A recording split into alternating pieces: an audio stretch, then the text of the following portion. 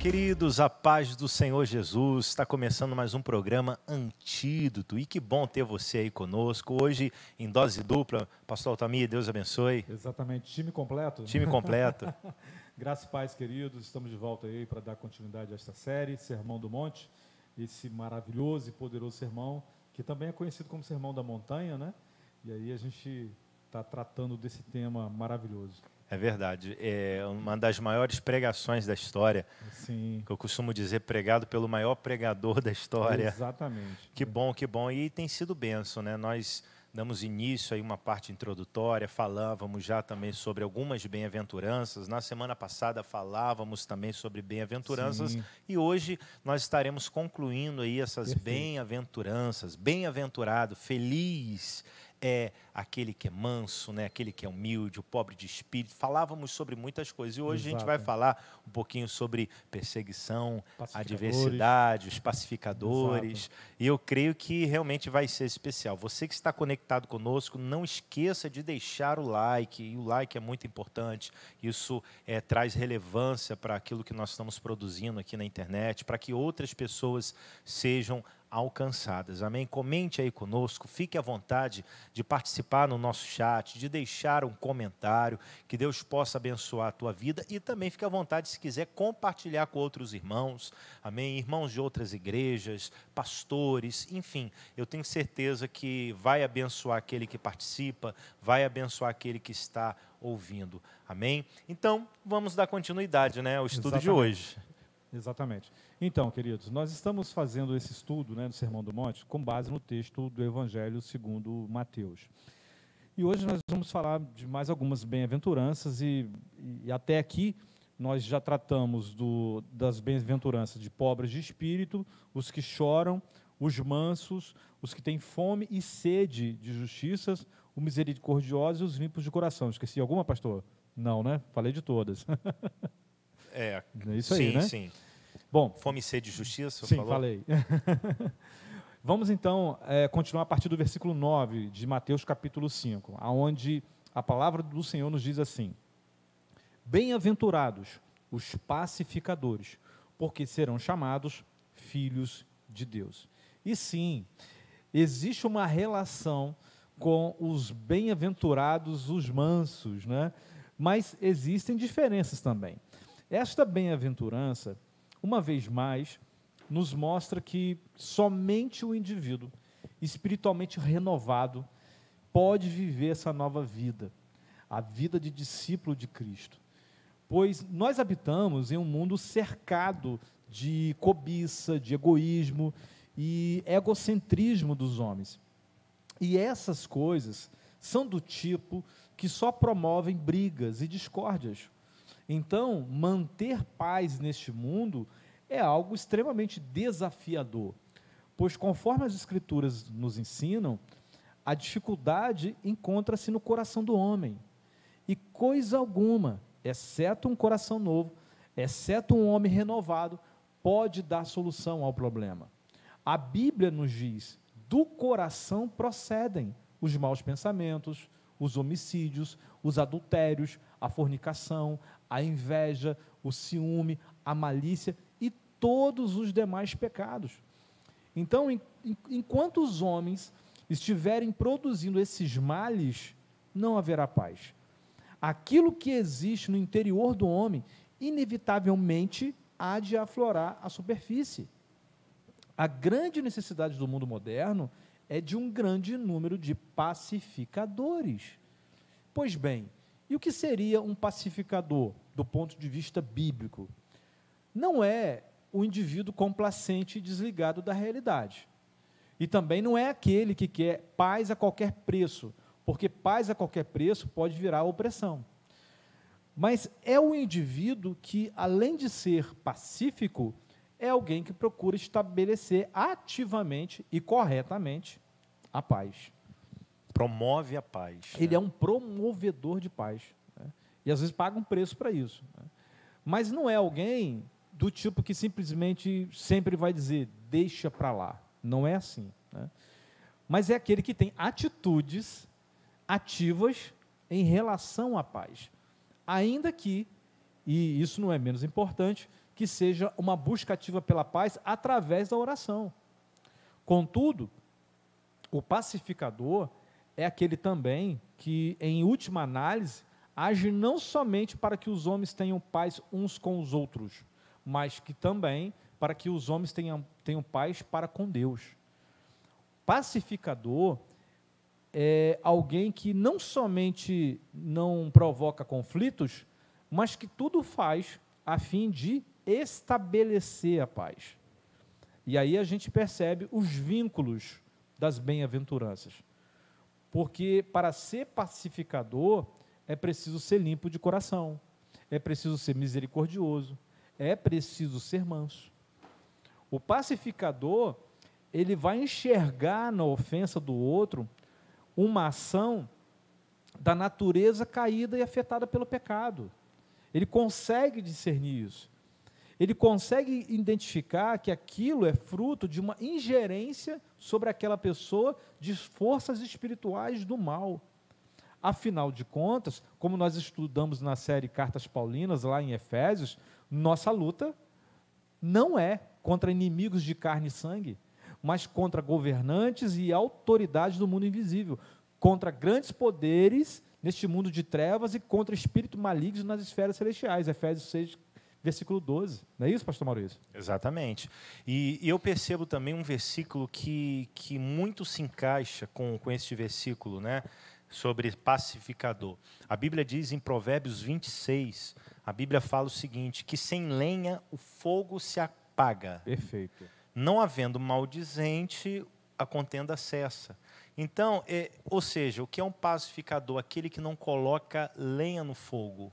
Aquele que realmente irá promover a paz. Trazendo para a linguagem mais atual, é o cara que não põe pilha. Sim, sim. E tem aquele ditado antigo, né? Quando um não quer, dois não brigam. Exatamente, exatamente. E assim, esse é uma característica de um filho de Deus. Eu acho que isso aqui é fantástico, quando diz, este será filho de Deus. Perfeito. Né? Porque é uma característica de um filho de Deus, ser um pacificador para com os outros, no sentido de querer promover a paz, de não querer ter problema com os outros e também não incentivar outras pessoas a terem problemas. Certo. Né? Porque, às vezes, isso acontece. Alguém chega para você e diz, olha, está acontecendo isso, está acontecendo aquilo, e você diz, não, você não pode aceitar isso não, você tem que partir para cima mesmo, você tem que fazer isso, você tem que fazer aquilo outro. Isso é o que o mundo diz, né? Isso, infelizmente, é o que o mundo diz, mas, infelizmente, eu já percebi isso até dentro da própria igreja. Sim. Por incrível que pareça. Sim, também. Olha, você tive um problema com o pai, é mesmo? O pastor fez isso? Não, que absurdo. Ao invés de a pessoa promover uma paz, pacificar, ela coloca ainda mais lenha naquela fogueira. Né? E aí, infelizmente, quantos problemas acontecem por conta disso? Não, perfeito. E nesse sentido também, pastor Maurício, o senhor entende que ser pacificador também passa pelo comportamento, por exemplo, que Neemias teve, né? Neemias, ele não acolheu a ofensa, né? Quando os inimigos enviaram pessoas para convidá-lo, né, a discutir e tal, e aí ele, né, libera aquela célebre frase, não vou descer porque estou, né, fazendo uma grande obra. Exato. Então, ou seja, ele não tirou o foco para dar atenção a uma ofensa. Isso também é ser pacificador? Eu creio, com certeza. Isso faz bem até para a pessoa, né? Porque o pacificador é aquele que é pacificador para ele, para situações na vida dele e para os outros também. Perfeito. Né? Terceiros, né? E neste caso de Neemias, ele foi pacificador porque ele tinha um propósito, ele tinha uma missão dada por Deus. E a gente sabe, irmãos, que quando uma pessoa ela desce, no mundo as pessoas dizem descer do salto. Exatamente. Né? Quando a pessoa ela desce do muro, desce da missão, sai do propósito por conta de algumas ofensas, leva em consideração sempre algumas ofensas, por incrível que pareça, tem gente que se ofende com tudo. Sim, né? Porque falaram, fizeram e tal, e a pessoa ela compra briga. E aquilo que a gente costuma dizer, eu costumo dizer, mas tem gente que diz, né?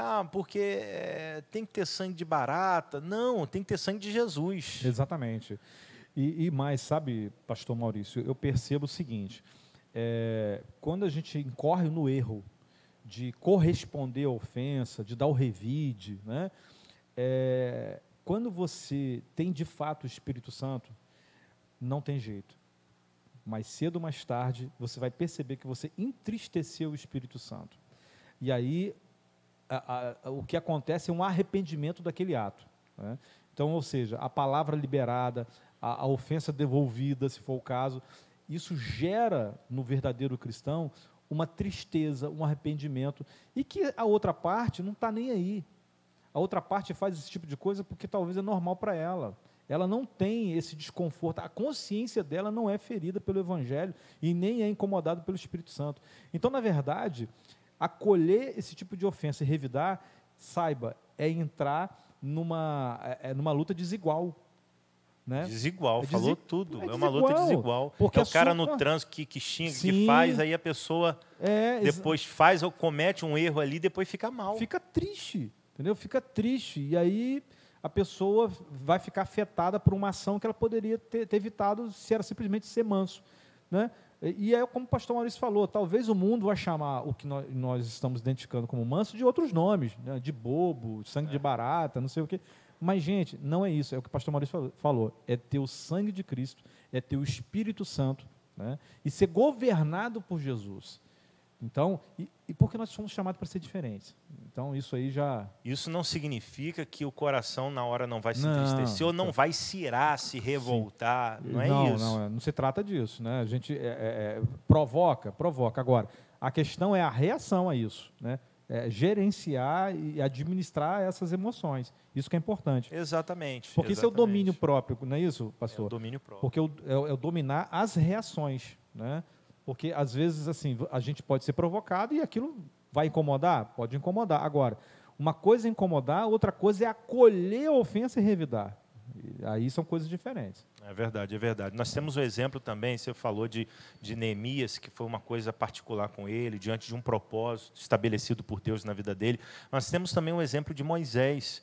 Moisés, ele por um momento ele falhou, né? A Bíblia fala que ele viu um egípcio maltratando um do povo dele. Foi logo quando ele se revelou de fato, né? Revelou ali, falou, não, é o meu povo, enfim. Ele foi revidar no egípcio e matou o egípcio. Sim, olha só que coisa terrível. Exatamente. E matou o egípcio. Então, ou seja, ele tomou as dores de outros e acabou revidando de uma forma errada. Então, tem muita gente assim.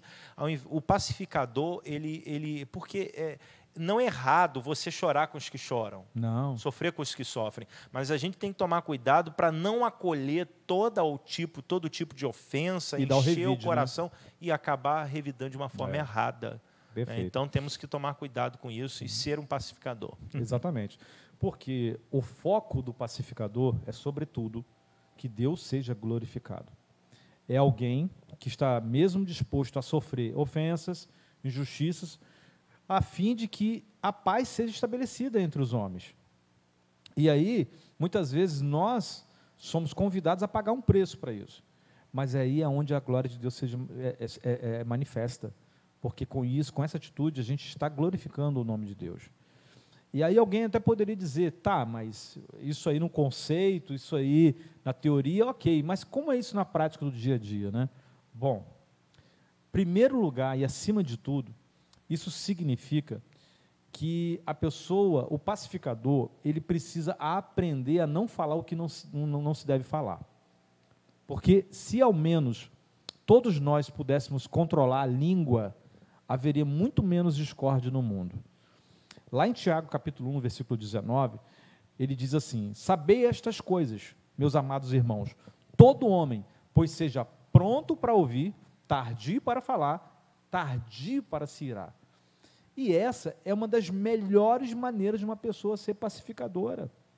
Aprender a controlar a língua, não é verdade, pastor Maurício? É um desafio, né? Né? Mas a gente vê quanta intriga é gerada por maledicências, né? Então, a gente precisa realmente praticar isso, aprender a controlar o que a gente fala.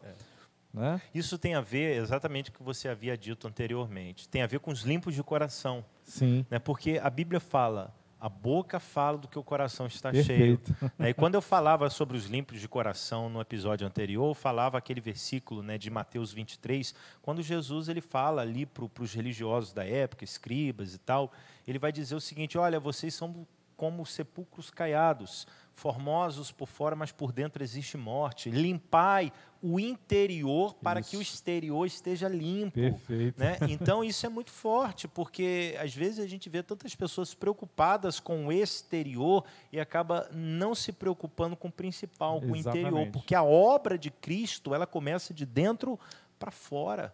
Né? Então, quando a pessoa consegue realmente limpar o coração, estar com o coração limpo, ela consegue promover a paz, ela consegue ser uma pessoa pacificadora. É mais ou menos assim, né? Se a pessoa, por exemplo, alguém falou alguma coisa, eu recebi algo no meu coração, do pastor Altamir, que falou, ouviu tal coisa, enfim, meu coração, aquilo entrou como uma semente ruim.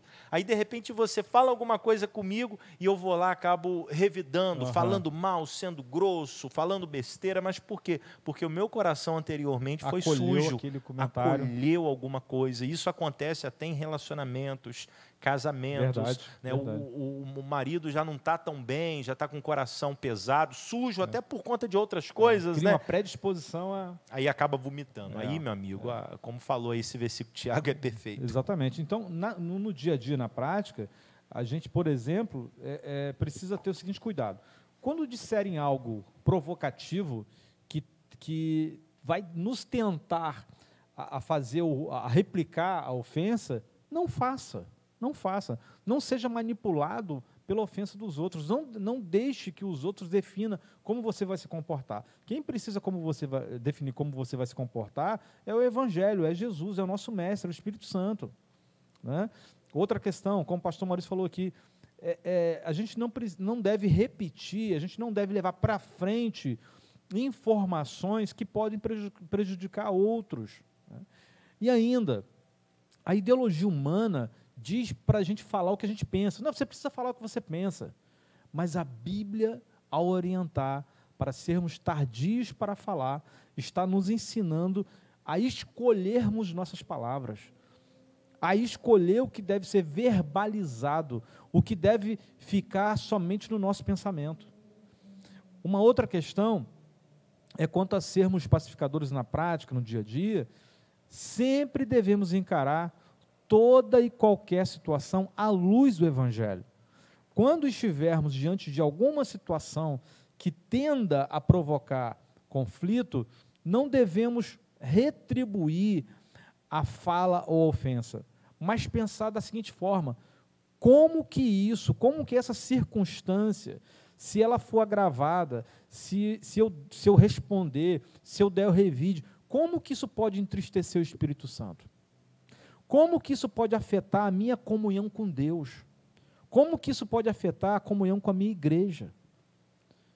É se perguntar, no meu lugar, como Jesus iria reagir? Que princípio bíblico eu devo aplicar nessa situação? E por muitas vezes a resposta que virá é a de perdoar, a de ter domínio próprio. E no momento que alguém começa a pensar dessa forma, nós já estamos começando a estabelecer a paz. Entretanto, enquanto o indivíduo estiver pensando em situações que se apresentam em termos pessoais, trazer isso para o coração, tomar como ofensa pessoal, sempre vai haver a possibilidade de conflito, de intriga. Por outro lado, quando a circunstância permitir, na posição de pacificadores, nós devemos ir além. Devemos, de alguma forma, inclusive, tentar ajudar a outra parte. Tentar entender o que pode ter levado aquela pessoa a ter aquele comportamento de ofensa, de conflito. E, de alguma forma, oportunamente, aconselhar, ajudar a superar aquilo que conduziu ela àquele comportamento. E, por último, nós devemos ser pessoas acessíveis, amigáveis a outros, de modo que nós possamos ser encontrados como pacificadores, como conselheiros, pessoas que têm a habilidade de desfazer ambientes de conflito, de ser antídoto para intrigas.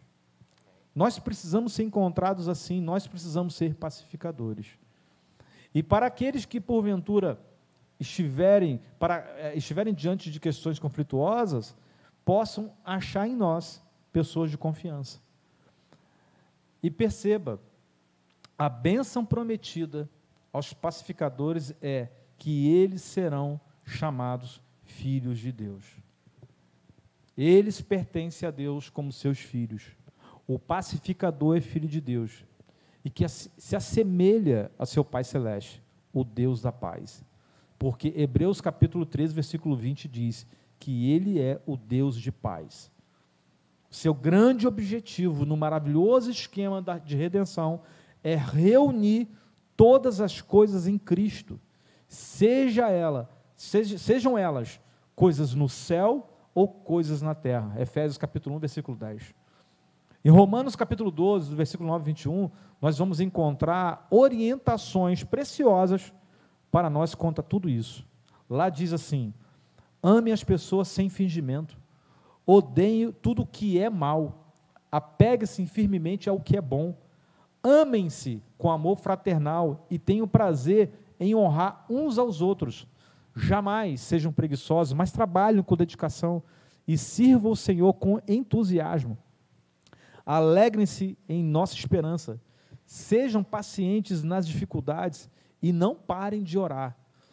Quando membros do povo santo passarem por necessidade, ajudem com prontidão. Estejam sempre dispostos a praticar hospitalidade. Abençoem aqueles que os perseguem. Não os amaldiçoem, mas orem para que Deus os abençoe. Alegrem-se com os que se alegram. Chorem com os que choram. Vivam em harmonia um com os outros. Não sejam orgulhosos, mas tenham amizade com gente de condição humilde. E não pensem que sabem tudo. Nunca paguem o mal com o mal. Pensem sempre em fazer o que é melhor aos olhos de todos. No que depender de vocês, vivam em paz com todos. Amados, nunca se vinguem. Deixe que a ira de Deus se encarregue disso. Pois assim dizem as Escrituras: a vingança cabe a mim, e eu lhes darei o troco, diz o Senhor. Pelo contrário, versículo 20, se seu inimigo estiver com fome, dê-lhe de comer. Se estiver com sede, dê-lhe de beber. Ao fazer isso, amontoará brasas vivas sobre a cabeça dele. Não deixe que o mal os vença, mas vença o mal praticando o bem. Então, que sejamos discípulos do Príncipe da Paz. Vamos falar então das próximas bem-aventuranças. E aí eu vou tratar das duas últimas numa mesma abordagem, pois trata da mesma temática. E é por isso que alguns estudiosos creem que, na verdade, se trata de uma única bem-aventurança. Lá no versículo 10 do capítulo 5 diz: bem-aventurados os perseguidos, por causa da justiça, porque deles é o reino dos céus. Já no versículo 11 diz: bem-aventurados sois quando por minha causa vos injuriarem e vos perseguirem, e mentindo disserem todo mal contra vós. Basicamente, o que Jesus está dizendo aqui é que o crente, ele é perseguido por ser um determinado tipo de pessoa, porque ele se comporta de uma certa maneira. É como se Jesus tivesse dito o seguinte: isso é o que acontecerá com você somente porque você é crente. Isso. É verdade. Agora, cabe ressaltar que o texto não está dizendo apenas bem-aventurados os perseguidos, e sim, bem-aventurados os perseguidos por causa da justiça. E por que eu digo isso? Porque alguns irmãos se sentem perseguidos muitas vezes, quando na verdade estão colhendo frutos de comportamentos inadequados semeados. Infelizmente, alguns cristãos têm atitudes, têm hábitos que são de fato dignos de objeção, de resistência. Tem crente que são pessoas difíceis, faltos de sabedoria, que escolhem caminhos de tolice, caminhos de insensatez. Por isso, nós precisamos muito ler, estudar e aplicar na vida sabedoria bíblica. É ler Provérbios, ler Eclesiastes, viver aquilo. Bem como também o texto não está falando de justiça própria. Também não está falando de perseguição política. o que não impede ninguém de ter um ideal político. Mas o que Jesus se refere no texto de perseguição ali, e que tem uma promessa vinculada a isso, é no sentido de perseguição por causa da prática da justiça decorrente de seguir a Jesus e de obedecer seus ensinamentos. Não é isso, pastor? Perfeito, perfeito. Está muito claro, né? A perseguição por causa. Exatamente. Qual é a causa? Né? O efeito é a perseguição, mas a causa é a justiça, né? É uma vida com Cristo. Exatamente. Uma prática de justiça, porque é aquilo que foi dito. Infelizmente, alguns acabam plantando aquilo que semearam lá atrás e, por conta disso, ficam, eles estão me perseguindo, Isso. estão falando isso de mim, estão falando aquilo. Então, assim, é complicado sobre motivo, essa né? situação, dá motivo. Então, tem que tomar realmente cuidado. Verdade. E, às vezes, desculpe interromper, são motivos bobos. Sim. São motivos bobos. A pessoa está falando, por quê? Porque passa por aqui e não dá um bom dia. Isso. Às vezes são coisas assim, qual é o pecado nisso diante de Deus? Mas, às vezes, é bom para evitar certas coisas, né? A gente tomar determinadas atitudes, né? Sim. Passar por aquele vizinho, olá, bom dia. Perfeito. Porque isso acaba também sendo uma atitude de pacificação, né? É ser pacificador, né? Então, como as bem-aventuranças, elas estão interligadas, né? Falar, criticar, isso vai acontecer. Faço certo ou faço errado. Exatamente. Vão sempre falar. Agora, que possamos ter a consciência tranquila e não darmos motivos, né? Perfeito. E exatamente como o pastor Maurício acabou de dizer, é fato a existência da possibilidade de que a mais pura fé cristã venha a ser considerada por aqueles que não são crentes como parte integrante de certas ideologias ou opiniões políticas ou sociais, e isso vai gerar realmente uma confusão. Então, é preciso um entendimento geral, eu diria, e compreensão de que o cristianismo, ele não é, por exemplo, para pegar temas que estão efervescentes, o cristianismo ele não é pró-capitalismo nem pró-comunismo, como também o cristianismo não é anticapitalismo e nem anticomunismo. O evangelho está em outra esfera. Há pautas nas ideologias, nos sistemas mencionados, que tanto podem estar de acordo com o evangelho como contra. Mas não há vinculação solidária do evangelho com estas coisas, né? O evangelho está em outra categoria. Ser justo, praticar justiça, na realidade, significa se assemelhar ao Senhor Jesus Cristo. E aí, portanto, sermos bem-aventurados, porque nós se parecemos com Ele. E aí, lá em João capítulo 15, do versículo 18 até o 20, diz assim: se o mundo os odeia, lembre-se de que primeiro odiou a mim. O mundo os amaria se pertencesse a ele, mas vocês já não fazem parte do mundo. Eu os escolhi para que não mais pertençam ao mundo, e por isso o mundo os odeia. Você se lembra do que eu disse? O escravo não é maior do que seu senhor. Uma vez que eles me perseguiram, também os perseguirão. E se obedecerem a minha palavra, também obedecerão a sua. E ainda em 2 Timóteo capítulo 3, versículo 12, o apóstolo Paulo ele diz o seguinte: sim, a todos que desejam ter uma vida de devoção em Cristo Jesus, sofrerão perseguições. Ou seja, a perseguição de natureza diversa, seja física, seja ideológica, é uma realidade na vida cristã legítima. Portanto, falar de perseguição aos cristãos, de modo geral, é falar de algo que é comprovado em todas as épocas do cristianismo e em vários lugares.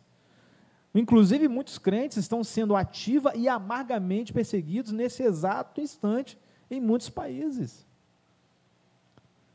Fora os relatos de perseguição na Bíblia. Abel, por exemplo, ele foi perseguido por seu irmão Caim. Pelo próprio irmão, né? Pelo próprio irmão. Moisés foi intensamente perseguido por Faraó. Davi, ele foi horrivelmente perseguido por Saul. Profetas, né?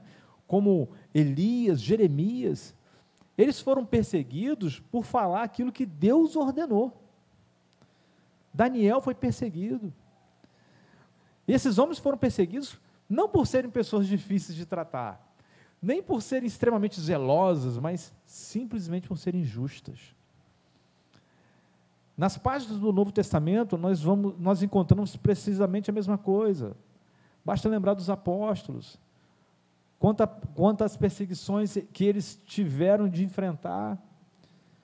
No caso particular do apóstolo Paulo, então, esse soube que era ser perseguido. Há ainda perseguição dos verdadeiros cristãos por religiosos nominais. Ou seja, o cristão, ele tanto pode sofrer por perseguição de fora, como de dentro da igreja. Sem falar de perseguição dentro da família. Infelizmente, não são poucos os relatos de pessoas que sofreram ou sofrem perseguição dentro de casa por serem cristãos legítimos. Não é verdade, pastor? Assim, eu particularmente, no que diz respeito à igreja, eu acho um absurdo um irmão perseguir outro irmão. Sim. Né? Às vezes, um próprio líder que é responsável acaba perseguindo outra pessoa que vê como uma ameaça. Sim. Aí tem ciúme, né? Ciúme. Eu acho assim, isso é um absurdo, como Sim. diz o repórter, isso é uma vergonha, né? Quase que eu falo isso. Mas, assim, é absurdo. Mas, infelizmente, isso acontece. Né? Você vê que Jesus está falando sobre aqueles que são perseguidos, porque Jesus nem trata, você que persegue, porque uma pessoa que persegue a outra, ela não tem uma visão, uma vida com Cristo, um coração regenerado, por incrível que pareça. Não tem um coração puro, né? Como tem, a outra bem-aventurada. Assim, eu não estou dizendo que essa pessoa até não seja de Deus ou algo desse tipo. Em algum momento ela foi fraca, em algum momento o coração se foi impuro, foi sujo por conta de uma insatisfação, de uma inveja, algo que aconteceu. Infelizmente, ela acabou cedendo e acaba perseguindo a outra. Então, assim, isso é inadmissível, mas infelizmente isso acontece. Agora, cabe a gente realmente guardar o coração e entender também, exatamente, eu queria chegar nisso. Perfeito. Né? Eu quero falar diretamente para você que está me ouvindo. Às vezes, a gente precisa entender os processos de Deus, porque, às vezes, algumas coisas acontecem. E a gente julga, é perseguição, esse líder está me perseguindo, é duro demais. Mas, às vezes, é um processo de maturidade de Deus. Verdade. É um processo, é uma forma de Deus trabalhar, de nos amadurecer. Imagine só o filho que diz, não, meu pai me persegue, minha mãe me persegue. E, às vezes, é uma forma do pai endurecer um pouco mais a situação para o filho, mas para que ele amadureça, para que ele cresça. E, às vezes, a gente não entende o processo disciplinar de Deus na nossa vida e das pessoas que Deus coloca na nossa vida. Né? Então, a gente também tem que ter discernimento, saber aguardar e ter o coração em Deus, para que Deus faça justiça. Na verdade. Guardar o nosso coração, né, de todo tipo de sentimento de vingança, como já foi falado, né? Como diz aí um grande filósofo, né? O Seu Madruga, né? Como é que a vingança nunca é plena, mata a alma e envenena. Exatamente. Então, guardar o nosso coração disso, né? E deixar Deus agir, deixar Deus trabalhar. É importante. Até porque a gente precisa... Nós já falamos disso aqui outras vezes, né? O método pedagógico de Deus, nem sempre ele é doce. Muitas vezes ele é amargo. Então, a gente precisa estar preparado para esse processo, que nem sempre vai ser de calmaria, né? Porque até o próprio Senhor Jesus nos lembra, né? No mundo tereis aflições, mas tem de bom ânimo, porque eu venci o mundo. Bom, mas aí, muitas vezes, os verdadeiros cristãos, eles são perseguidos pelo fato de viverem uma vida de retidão, de santidade, e essa vivência passa uma mensagem. E eu estou querendo dizer aqui o seguinte, nem estou querendo trazer o exemplo de pessoas que estão ali pregando, que estão toda hora ali falando um versículo, que está tentando converter as pessoas. Não estou dizendo disso, e nem estou dizendo que isso é errado. Eu estou dizendo o seguinte, uma pessoa que ela é um cristão autêntico e ela tem uma conduta de vida reta, santa. E isso por si só sem o uso de palavras, né, isso passa uma mensagem. E isso, muitas vezes, é suficiente para incomodar a consciência de gente que se ofende com o desconforto daquela mensagem. Por quê? Porque, muitas vezes, aquela pessoa vive no erro e ela não quer se acertar, então ela não quer ser confrontada. Ela não quer ser lembrada de que ela está no erro. Então, uma vida reta, uma vida santa, traz desconforto. E aí ela se ofende. E aí ela começa a perseguir. Então, nós precisamos ter essa compreensão de que, muitas vezes, a perseguição ela vai ser provocada simplesmente por uma vivência reta e santa. Já é o suficiente. E, por fim, nós precisamos ter em mente sobre algo que o Senhor Jesus disse ao nosso respeito, pastor, que nós somos enviados como ovelhas ao meio de lobos. Mateus 10,16. E ainda é importante lembrar que a promessa vinculada a essa bem-aventurança é a mesma promessa ligada à primeira das bem-aventuranças, porque deles é o reino dos céus. Então tem uma recompensa para tudo isso. E aí, para concluir, pastor Maurício, eu quero dizer o seguinte: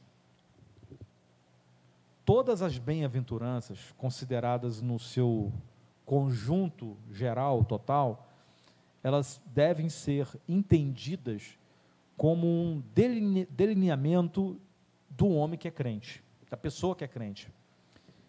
As bem-aventuranças, elas apresentam uma espécie de fotografia que é constituída por diversas facetas, de tal maneira que cada uma dessas bem-aventuranças expõe alguma parte do caráter cristão. E o que eu quero dizer com isso? Que nós devemos buscar viver, não é só uma questão de aprender, viver cada uma dessas bem-aventuranças. Porque esse é o requisito para o discípulo de Cristo, para o discípulo fiel de Jesus. Porque, como eu disse no início, nós fomos chamados para sermos diferentes. E não é pouca diferença, não. Porque nós fomos chamados para replicar o caráter de Jesus. E isso pode provocar as mais diversas reações nas pessoas, passando por admiração e até mesmo a completa rejeição manifestada em ódio. A grande questão é o seguinte: o Evangelho de Jesus Cristo estabelece uma bem e definida divisão e distinção entre quem é crente e quem é incrédulo. E é nesse sentido que Jesus faz a declaração de Mateus 10,34, onde ele disse: não imagine que eu vim trazer paz à terra. Não vim trazer paz, mas a espada. Ou seja, o Evangelho, ele é a consciência do que é certo e do que é errado. Ele divide. Ele divide. Isso é certo, isso é errado. Isso é santo, isso é profano. Isso é puro, isso é impuro. E isso, no primeiro momento, não é paz, isso é espada. A espada. E o que a gente não souber, que não for claro realmente, a gente tem o Espírito de Deus. Exato. Né? A gente precisa confiar nisso e depender disso. Né? E para mostrar para a gente o que é lícito, o que não é lícito, o que convém, o que não convém. Perfeito. Né? Então nós temos realmente o Espírito de Deus aí conosco, Deus em nós, né, para Ele estar discernindo. Bem, verdade é que às vezes acontece, né, de termos uma opinião diferente e você tem o Espírito e eu tenho o Espírito, né? E Sim, aí? Acontece. Às vezes a gente interpreta errado o que o Espírito Santo está falando para a gente. Ou às vezes não é o Espírito Santo que está falando e está achando que é o Espírito Santo também. É né? verdade, é verdade.